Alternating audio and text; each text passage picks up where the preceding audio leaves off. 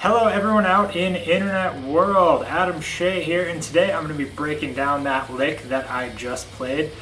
Kind of a goofy one, as it does use a few different ideas for alternate picking kind of sequences. The goal here was to just kind of throw them all together and get something kind of, well, goofy and difficult. So I feel like that was achieved, but I'll let you be the judge of that. In the meantime, we're going to break it down, and hopefully you'll be playing this in no time.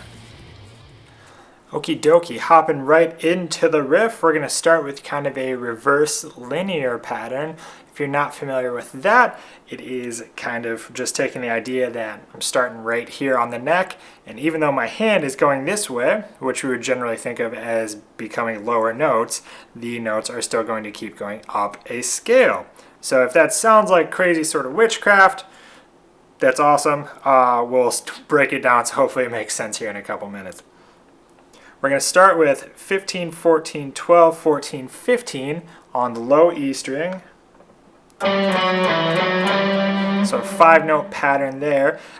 One thing to keep in mind during at least the first part of this exercise is that we're going to be using an upward pick slant pretty much the whole time.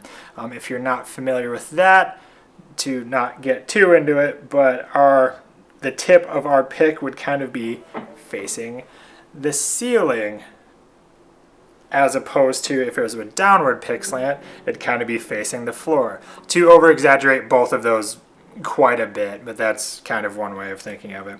So we got the notes on the low E. We're going to go to the A string. We're going to do 12, 14, 15, 14, 12. Followed by sliding down a position, still on the A string, we're going to do 10, 12, 14. So that gives us 8 notes on that string. From there, we're going to go up to the D string, and we're going to do 10, 12, 14, 12, 10. Slide down a little bit, we're going to do 9, 10, 12 on this, giving us another 8 notes there. From there, we're going to go up to the G, and we are going to do 9, 11, 12, 11, 9. Slide down a little bit to the 7, 9, 11. So again, 8 notes there.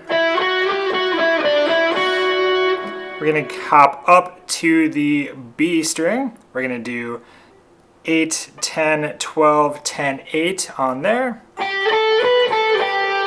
Slide down 1 fret to the 7. We're going to do 7, 8, 10 there. Again, an 8-note pattern. The next section of this riff is going to be kind of a single string neoclassical sort of idea, or how I think of it anyways. We're going to have the lone 7th fret on the high E string. And then after that, we're going to get into our 6-note pattern, kind of the, if you will, cliche neoclassical pattern. It's going to be 10, 7, 8, 10, 8, 7 on the high E. And that was after that initial 7. After that, we're going to move up a position. It's still going to be that same 6-note pattern.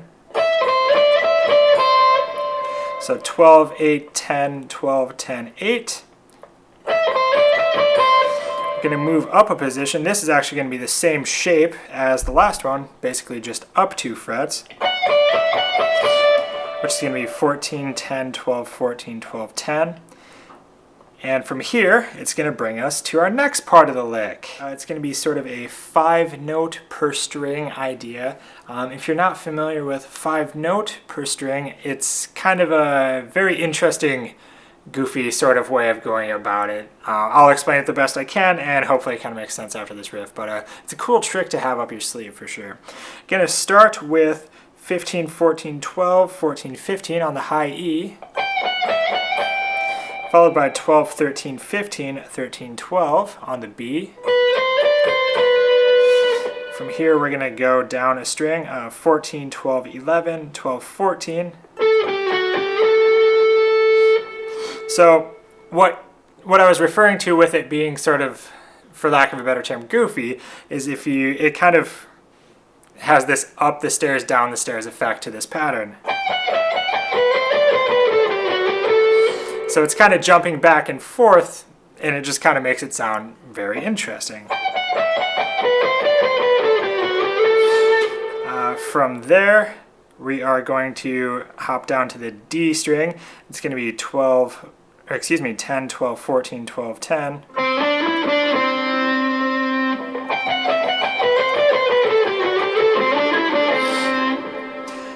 Next, we're going to go to the A string. It's going to be the same fingering, or I should say frets. This one's going to be 14, 12, 10, 12, 14. And then from there, we're going to go down to the low E string, which again is going to be the same frets, just kind of backwards of what we just did. So 10, 12, 14, 12, 10. And for this final bit, there is a sixth note. We just end on the 12. Give it some vibrato. This whole lick is in the key of E minor, so that's a very good place to stop. The 12th fret is an E.